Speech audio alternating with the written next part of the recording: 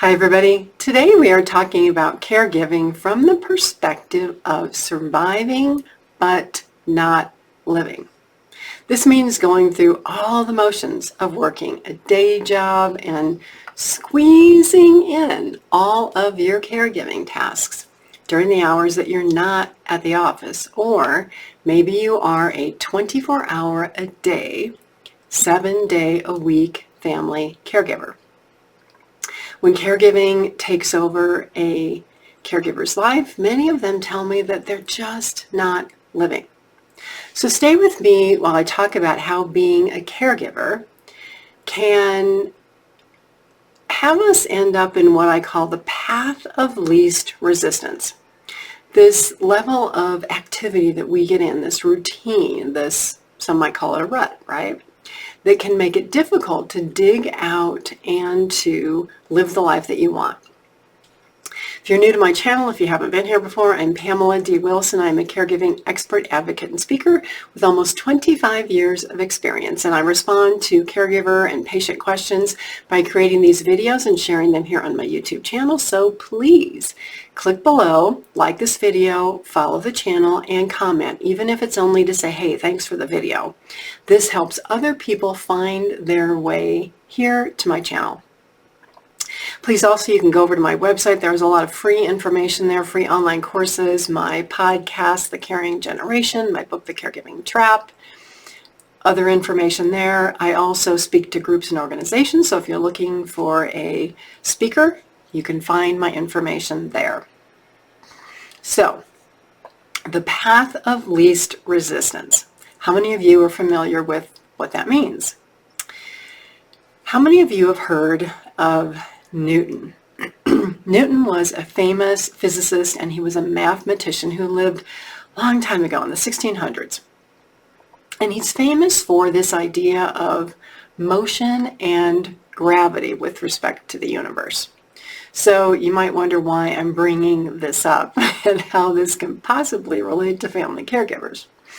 Well, the path of least resistance relates to kind of being stuck in this inertia of being able to move forward because, things are comfortable and they're easy. They may not be ideal. In fact, they may be far from ideal.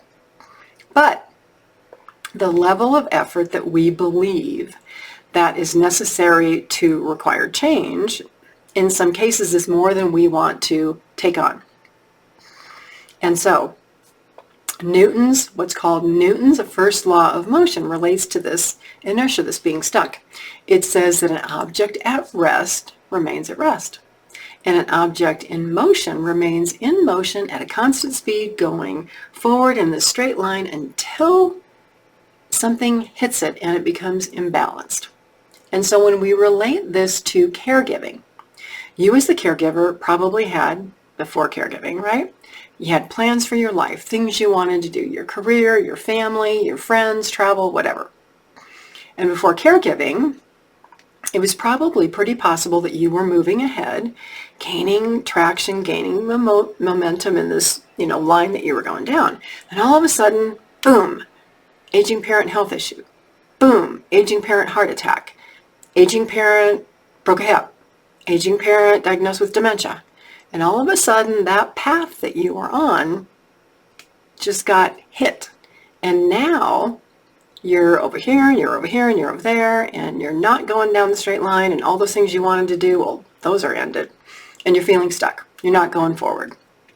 So you have become this object that is at rest and that remains at rest, according to Newton.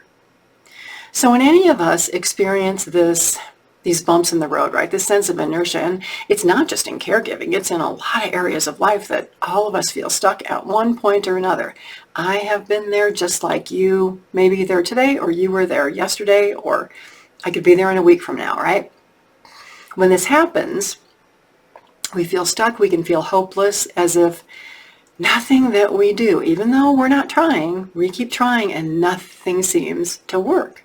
It's like continually running up against this brick wall and we get knocked down. So the question is, in all of this, how on earth do we get back up? Because when we're a caregiver or when we're, kind of going against the grain to do something, we can get really tired and burned out and exhausted, and we just feel like, oh, I'm just going to give up. I don't have the physical or the emotional energy to keep doing this. I can't do it. So I want to give you a little inspiration and a little motivation from 2 quotes from an actor. His name was Chadwick Boseman, and he died of colon cancer at the very young age of 43. Believe it or not, colon cancer today is becoming more prevalent among younger people. So he was an amazing actor. If you've seen any of the movies, you will know this. He was the superhero Black Panther in the Marvel movies. He played Jackie Robinson in the movie 42. If you haven't seen any of these movies, great diversion, watch them. And he also played the singer James Brown in the movie Get On Up. So, 2 quotes from him. Sometimes you need to get knocked down before you can really figure out what your fight is and how you need to fight it. And there's similar wisdom that says, until you're really at rock bottom, sometimes you just don't know what to do. You don't know how to fight. You don't know how to do anything because things are not that bad yet, right? So this sense of path of least resistance, things are okay, they're not that bad, right? Means that things have to get so much worse before we are going to do anything. So the second quote is, people don't want to experience change. They just want to wake up and have a life that's different. How many of us dream of that? We dream that, tomorrow's a different day, things could be better, and sometimes they are. But a lot of times it takes us doing something to make the day better. Maybe it's just the way we think. Maybe it's how we slept last night. We slept so good and we feel good when we wake up, right? So as a caregiver, when you're in this path of inertia or path of least resistance, you're surviving, but you're not living, you're not enjoying life. And so everybody needs this boost, this jump start, this sense of inspiration. And you have to figure out what that is for yourself. It doesn't matter if your inspiration comes from the Bible or another book. Maybe it's from a movie, somebody that you look to as a role model. Maybe you're inspired by something you see on TV. Doesn't matter. You have to find your reason to get up and fight for what you want out of life. Because things can't always be better. On the other hand, things can always get worse.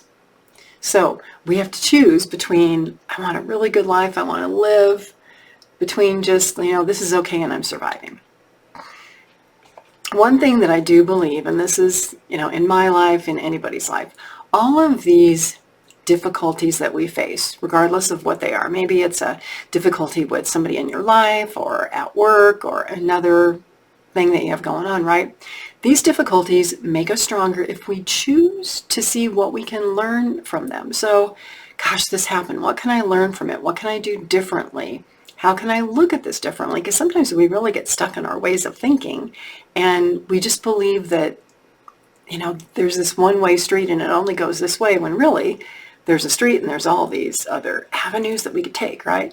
So, if you're surviving and not living as a caregiver, what is this teaching you and what can you do about it? So admittedly, having the life that we want, it takes work, it takes effort, mental effort, physical effort. So if you're unhappy with any part of your life, caregiving, relationships, your work, your career, what is that situation and what are you willing to do before it gets really bad that then you're miserable and you will do something about it? Why not be proactive before it gets to that point? We all get comfortable in life, and that's when we kind of get bored, right? We get complacent. We're like, nothing's exciting anymore. We're not challenged. We're not excited about learning something new or growing a skill or an ability or meeting new people or anything like that. And so in caregiving, it can be really easy just to keep going and going and going. It can also be really easy to give up a job and move into care for aging parents because we think, wow, that's easy. I'm not going to have to work anymore. My work will be taking care of mom and dad and it's going to be easy. But then you find out that you're stuck with no job, and no income, and you have all these limitations on your freedom. And so when your parents, though, eventually unbalance that situation by dying, what will you do then when you haven't worked in years and you have no work skill and you have no income? So sometimes taking this path that we think, oh, it'll be a great break, it'll be so easy for a while, I can rest and relax, not always the best long-term solution for everybody. Where we are today, where I am today, where you are today, our situation is the result of what we did yesterday and the week before and the month before and the year before. So the question that we have to ask ourselves is, are we just kind of going through the motions and surviving? Or are we having this great life that we always dreamed of and that we always wanted? And if we're not, then what are we going to do? What will we do every day? What are our habits? Maybe good habits, bad habits? What are we thinking? Are we thinking unhelpful patterns? Are we angry at someone? Have we not forgiven a situation or a person? And those thoughts are really keeping us stuck in those thoughts, right? We can't think happy thoughts, or we can't think I'm going to live a great life, or we can't think, oh, I've got amazing opportunities coming up, because we're over here on the dark side. So we have to choose the dark side or the light side. Obviously, the light side is better. Now, we can all experience doubts about how we get through this. These patterns of where we get into doubts are called mental loops, and it's a loop where we get stuck and we repeat that same situation over and over and over again in our mind. Maybe we dream about it, maybe we think about it. Again, that's holding us back from moving ahead, from getting ahead.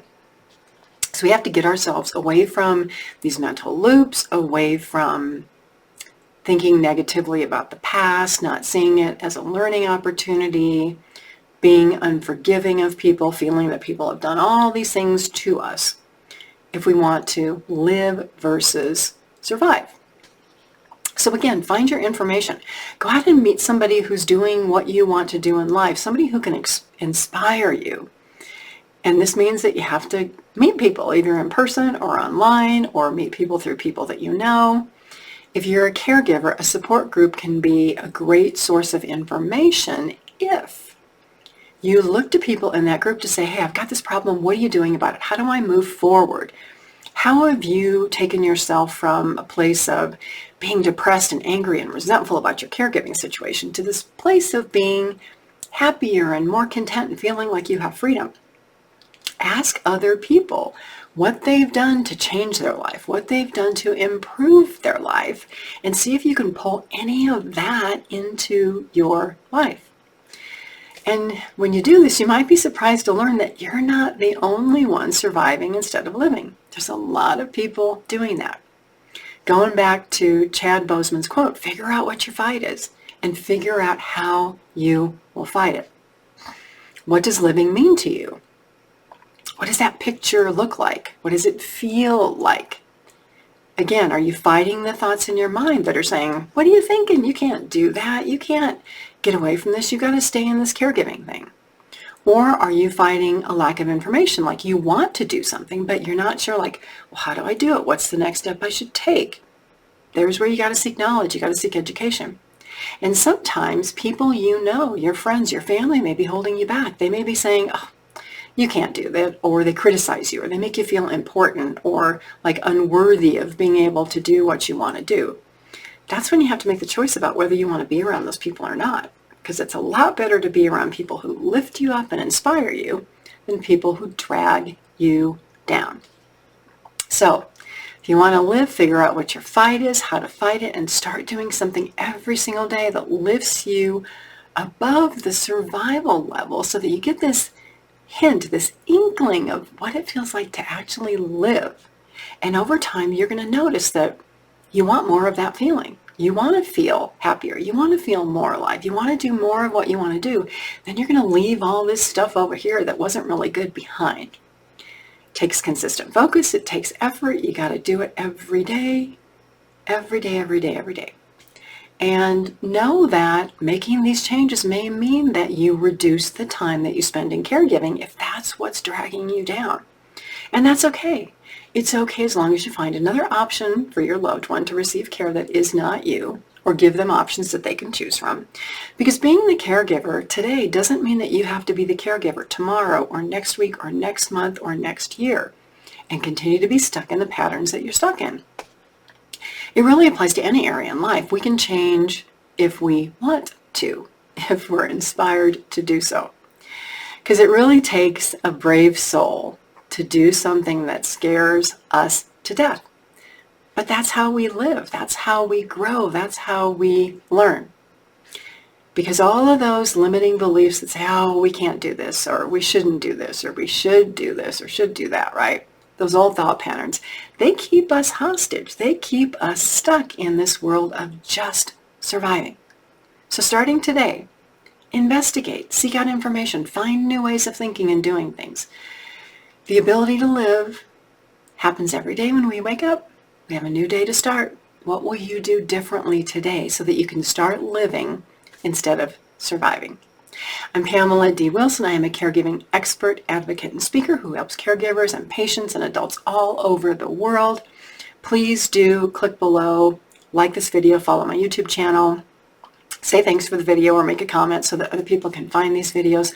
Also go over to my website. There's so much free help there for caregivers who are interested in learning and changing the ways that you do things and becoming more confident in your actions, in addition to a lot of hope, help, and inspiration.